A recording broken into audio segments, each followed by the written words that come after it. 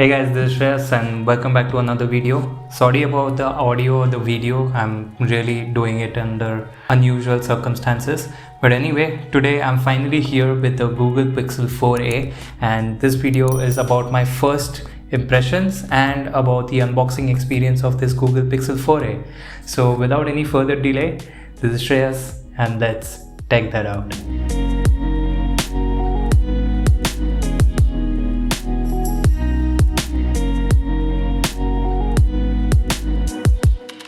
Okay, so finally I got my hands on the Google Pixel 4a. Pretty small box as you can see here. So here we have hashtag Team Pixel. Very easy over here. There is tape with some pull tabs. So let's just take that off quickly. This is a very hassle-free unboxing experience. Cool. Now let's take the box off. So we are finally greeted with the Google Pixel 4a. First we have the phone. Let me just take that out and keep it to the side. Alright, so we have a middle compartment. Not a very fancy unboxing experience and a lot of these materials look like they're recycled.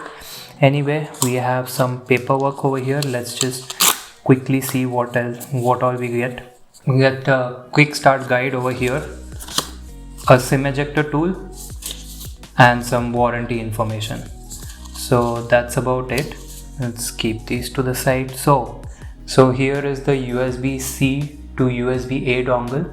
We have a power cable with both sides USB-C. And finally we get a USB PD charger rated at 18 watts.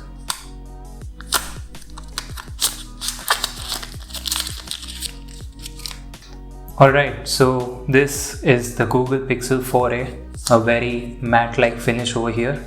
Let's do some plastic peeling.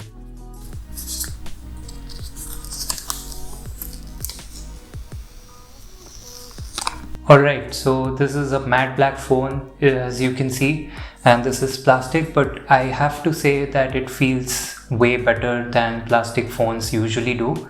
So we have the volume rocker over here. I have to say the buttons are very tactile. We have the power button over here. So here you can see the single 12.2 megapixel camera with a single flash, and here we have the fingerprint sensor. Here is the very stealthy Google logo. On the top left corner we have a punch hole camera. Now I'll just boot it up and give you my first impressions of it. Right, so this is the Google Pixel 4a, much awaited, especially in India because the global launch happened a while back.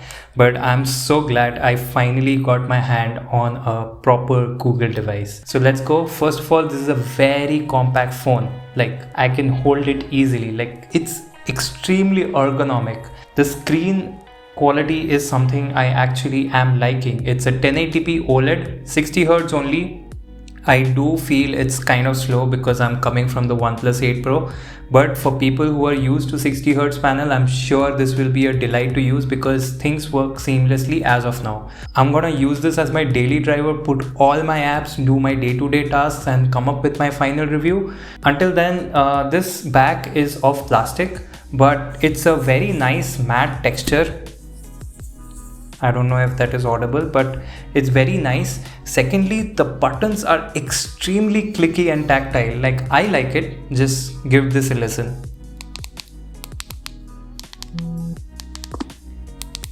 So yeah, that's about the buttons. I love clicky tactile buttons. We have the return of the very much anticipated headphone jack, which is good news for a lot of people. We have two speakers over here, but one of them only acts as a speaker, one of them acts as a microphone. We have a USB type C. I showed you in the unboxing, it comes with an 18 watt charging brick, but given that this is around less than 4000 milliamp hour, let's see, I'll get back to you about my charging times when my full review comes out. Next thing I really realized the first time I started using it and even trying to log into my Google account was that the haptics are amazing. Like, I remember using the Nord. The Nord had subdued haptics because the motor wasn't that great, and I know because the motor was same as the 60, but this has an excellent haptic motor. It is strong, it is precise, and it is tight, and I really am liking that. And I love the capacitive fingerprint button over here. One thing I do prefer in-display fingerprint readers, because even when it's lying flat on the table, you can just put your finger and start working on it if you want to. This you have to pick it up, but I have to say that this is extremely fast and responsive. I love the animations in it as well. Screen quality is something I really like. The punch hole looks bigger because the screen size is overall smaller, and you have kind of a chin over here, which we do not see in phones of this price segment as much. Like, I remember Nord having a way smaller chin. Yeah, overall I really like it. Obviously plastic build, but it does not feel like that, and it's extremely light. It's so light. I don't feel like I'm really using a phone, because I'm used to the gigantic OnePlus 8 Pro and it's like around 180 plus grams. This is way less than that, I'm sure about it, somewhere around 140, 150. Which is a hell of a difference. So anyway, that's been it. Stay tuned for more videos around Android 11, Google, comparison with Oxygen OS, and the full review of this Google Pixel 4a for sure. So thank you so much for watching. I hope you enjoyed it, and I'll catch you in the next video.